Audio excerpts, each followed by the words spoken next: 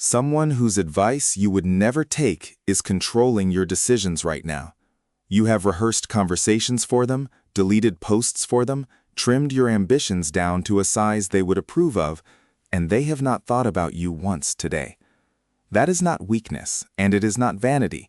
It is an unpaid job handed to every member of a social species, and nobody ever showed you how to resign. 2,000 years ago, a slave-turned-philosopher worked out the resignation letter, and over the next 30 minutes, I am going to hand it to you as 10 rules, drills, really, each one small enough to run this week. And by the end, you will have the answer to the harder question hiding underneath all of it: why you never managed to stop caring, no matter how many times you decided to. The answer is not what you think, and I am going to make you wait for it, because it only makes sense once the 10 rules have done their work. The first rule is the one every other rule stands on. Know what is yours. Epictetus was born a slave, lame in one leg, owning nothing, which may be why he saw property more clearly than the men who owned him. When he opened the Enchiridion, his handbook for living, he began by sorting the entire world into 2 columns. In your column, your judgments, your impulses, your responses. In the other column, your body, your possessions, and, named explicitly third on the list, your reputation. What other people think of you sits permanently on land you do not own. You can influence it the way you can influence the weather by carrying an umbrella, but you cannot steer it, and every hour spent trying is labor on someone else's property. Watch what that labor actually looks like. A man spends 40 minutes drafting a 2-line reply to a group chat. He types a version, hears how a certain friend might read it, deletes it. He tries a joke, imagines it landing flat in another mind, softens it. By the time he presses send, he has run his little message through 6 imaginary courtrooms. He has, in effect, worked a night shift inside 6 other people's heads, an employee of minds that never hired him and will never pay him. The exhaustion you feel around other people is mostly this: unpaid labor in properties you don't hold the deed to. So the first drill is a 1-question audit. Before any social decision, ask, is the outcome I'm managing inside my control?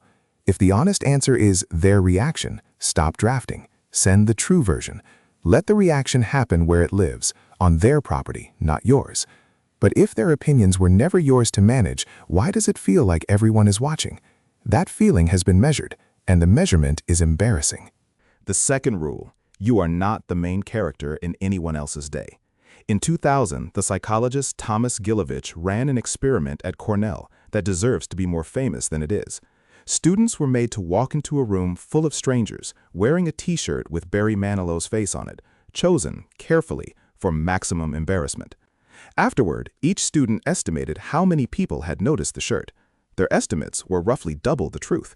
The spotlight they felt burning on them was mostly a lamp they were holding themselves. A woman tripped slightly on the sidewalk. Not a fall, just that lurching half-step everyone knows. She burns with it for an hour. She replays the 2 strangers who saw. Now ask her a different question. When did she last see a stranger stumble?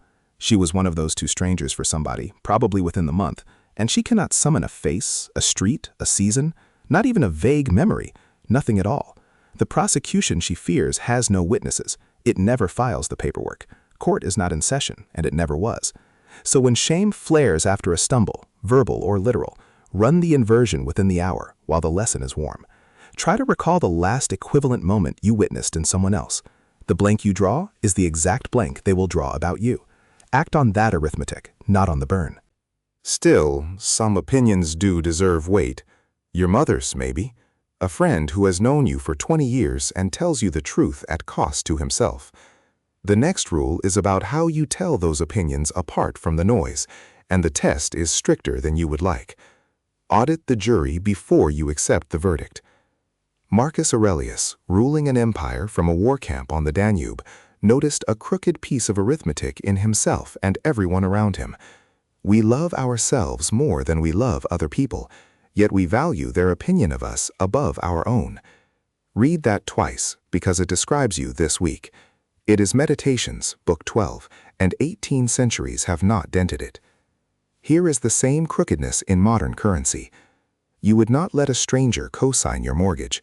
You would want income statements, a history, some proof they can carry what they're signing for. Yet you let strangers co-sign your self-worth daily on no credentials at all.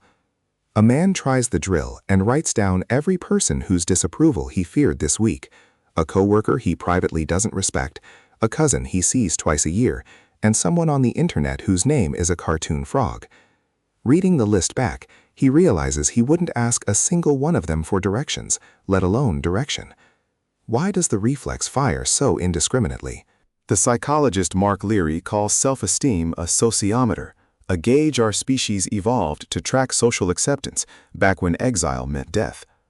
The gauge is ancient and it cannot tell a tribe from a comment section, so it rings for everyone.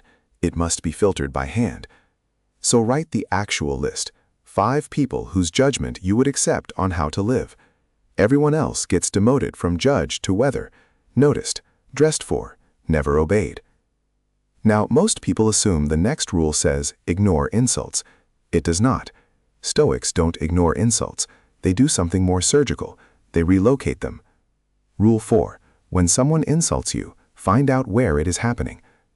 Epictetus taught that people are disturbed not by things, but by their judgments about things, and an opinion about you is an event occurring entirely inside another person's skull. There is no physical mechanism by which it can reach you. No wire runs from his contempt to your chest. If it hurts for 3 hours, you built the bridge and carried it across yourself. Picture the mechanics honestly. A critic types a cruel comment at 11 at night and is asleep by 11:20. His target reads it at midnight and is still awake at 2 in the morning, personally operating the machine that replays it, supplying the electricity, the projection, the sound. The cruelty itself lasted 20 minutes. The reader donated the other 3 hours, free of charge, to a man who was dreaming. When it happens to you, name the geography out loud. That thought is happening in his head, not my life. Say it in those words. Geography, spoken, breaks the spell. And Rule 5 is its twin, because there is a way to hand the verdict right back after you've taken it. Performing. Marcus wrote a note to himself that should be carved over every gym mirror and every profile page. Waste no more time arguing about what a good man should be. Be one. The moment you announce your virtue, you have made an audience its co-owner. 2 men join the same gym in the same January. The first films every workout. He checks the likes between sets, angles the camera before he loads the bar, and when the views drop in March, so does he. The second trains in silence. There was one evening in the second winter when he nearly broke, a personal record on the deadlift, the gym empty, the moment begging to be witnessed. He took the photo, he typed the caption, thumb hovering over the button, already tasting the small warm rain of approval. Then something in him asked who the lift would belong to afterward, and he didn't like the answer. He put the phone back in his locker, walked to the bar, and pulled the next set in total silence, and it felt different, heavier, and entirely his. 2 years in, someone finally asks what changed in him, and he has to think about how to answer, because there was never a feed to point to. The first man's discipline needed witnesses to exist. That is how you know it wasn't discipline. It was theater with weights in it. So this week, do one meaningful thing you tell absolutely no one. Let it exist unwitnessed, and notice that it still counts. Notice, in fact, that it counts more, the way the second man's silent set did. There is a harder case, though. Not the midnight commenter, not the imagined audience, the person who walks up and tries to humiliate you deliberately, in public, to your face. For that, the Stoics kept one story on file. Rule 6. Take the hit like Cato took the spit. Seneca tells it in his essay on anger. The Senator Cato was pleading a case in Rome when a man stepped up and spat full in his face. The room froze. Cato wiped his cheek and said that he would now happily correct anyone who claimed Cato had no mouth. That was all. Seneca held the moment up for centuries of readers as anger denied its fuel.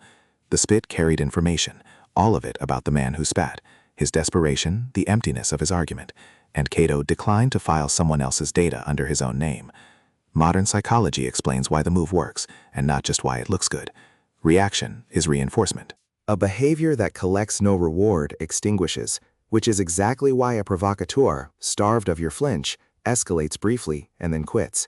You have seen this at street level. A driver leans on his horn behind a woman at a green light, then pulls alongside, red-faced, mouthing something. She raises one apologetic hand and pulls away, and in her mirror she watches him scream alone inside a sealed glass box. The rage had nowhere to land, so it stayed home with its owner.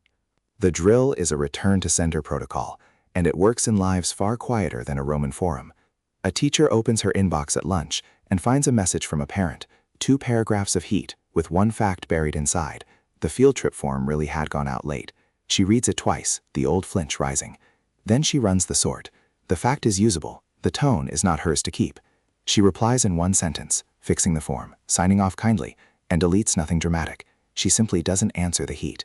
By the time she locks the classroom that evening, she notices the email has gone quiet in her head hours ahead of schedule. Data kept, package unsigned.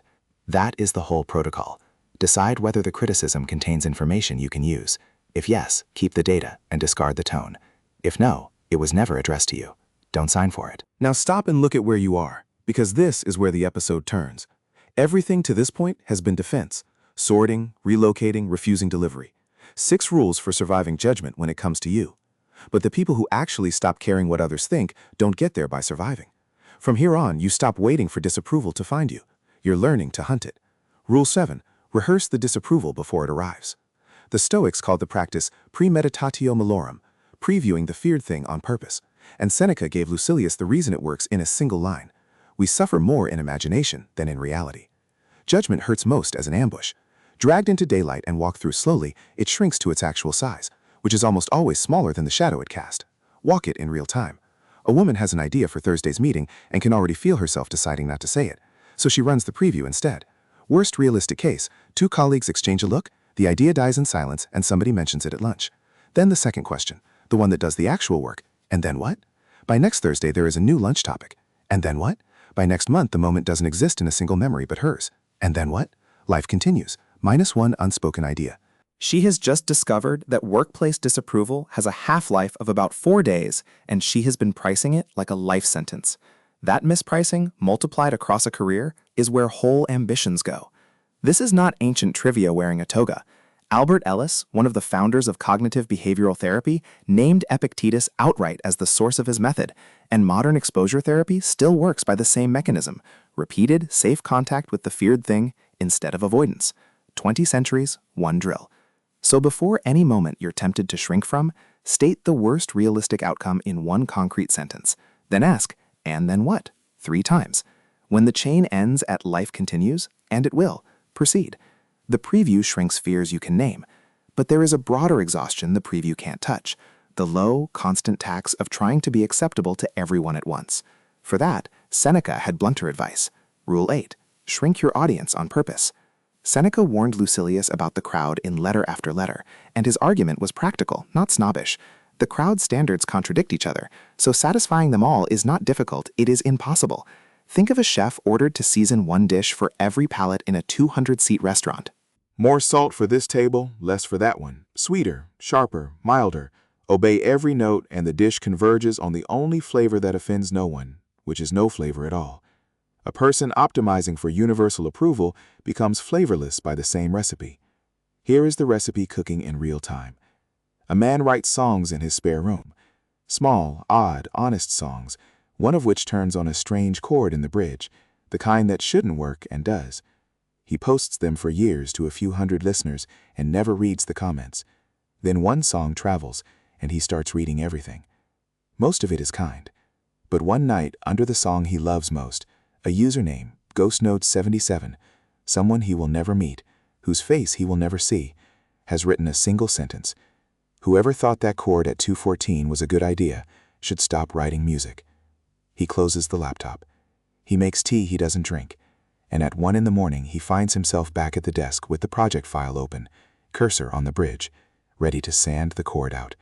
The one bar in the whole song that is unmistakably his, to satisfy a man who spent 9 seconds on it and is now asleep. He sits there a long time with his hand on the mouse. Whatever he does next decides which chef he becomes. So do formally what he had to do by instinct at 1 in the morning. Name your panel.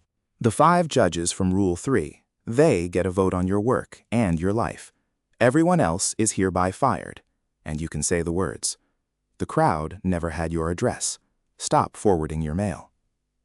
Now, the next rule sounds unhinged. I want you to hear it anyway, because the Romans practiced it deliberately, and modern confidence coaching has not improved on it in 2,000 years. Rule 9. Practice being judged on purpose. It is an odd prescription. Go and be mocked in small doses, on a schedule. But Plutarch records that Cato the Younger did precisely this. He wore unfashionable clothing through the streets of Rome, inviting laughter, specifically to teach himself to be ashamed only of what actually deserved shame.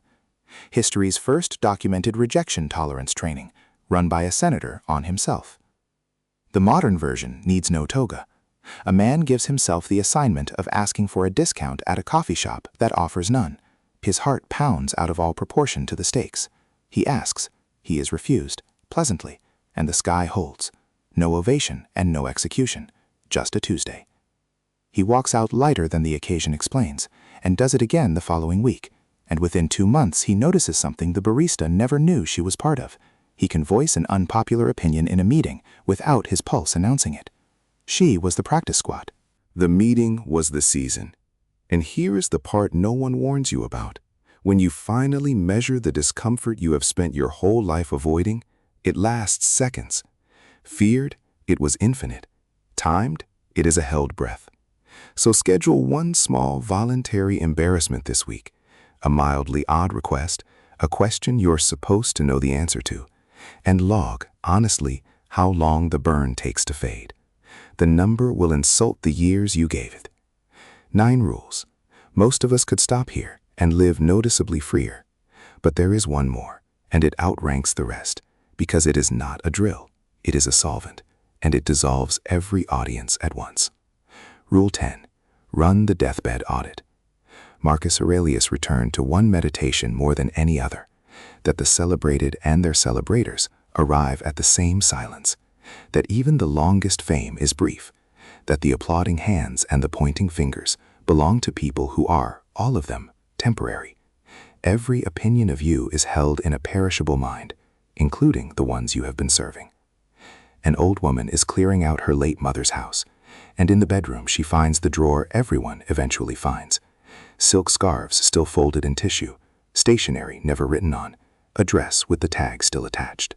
Things kept for good, for occasions fine enough, for audiences worth impressing. A lifetime of small postponements in deference to gatherings that never assembled. She sits down on the bed with a scarf in her lap and understands, too late to say so, that her mother had been saving her life for an approval that was never scheduled to arrive.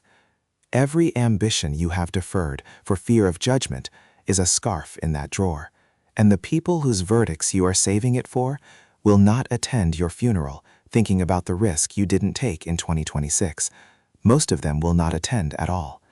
So once a week, hold any fear-based hesitation up to the terminal question. Will this opinion exist in 10 years? Will its owner?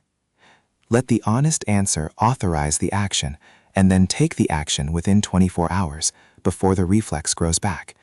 Which brings us, finally, to the question I asked you to hold in the first minute: why you never managed to stop caring, no matter how many times you decided to. Here is the answer you have earned. You were never actually afraid of what other people think. You were afraid of what you would think of yourself if they disapproved. The judge you have been fleeing all these years does not live in the group chat, or the meeting room, or the comments. He lives in your own head, and he has been taking bribes from strangers, letting any passing opinion buy a seat on your bench. That is why no amount of avoiding people ever worked. You brought the courtroom with you. The 10 rules you now hold were never really about other people. They are how you fire the bribed judge and reinstate the one Epictetus described on the first page, the self that answers only for its own judgments, its own impulses, its own responses, and lets the rest of the world hold whatever opinions it likes on its own land. So come back to where we started. Somewhere out there is the person whose advice you would never take, the one you rehearsed this morning's conversation for, the one you deleted the post for, the one you have been shrinking for. They still have not thought about you today. They are not going to. The conversation you have been rehearsing has only ever had one listener, and now you know who he works for. Know what is yours. Remember, nobody's watching. Audit the jury. Locate the insult. Act without an audience. Refuse the package. Rehearse the fear. Shrink the crowd. Court the mockery, and hold it all up against the shortness of everything. 10 rules, 1 resignation letter. Don't leave your life folded in the drawer. If one of these 10 rules named something you have been carrying, this channel exists for exactly that work.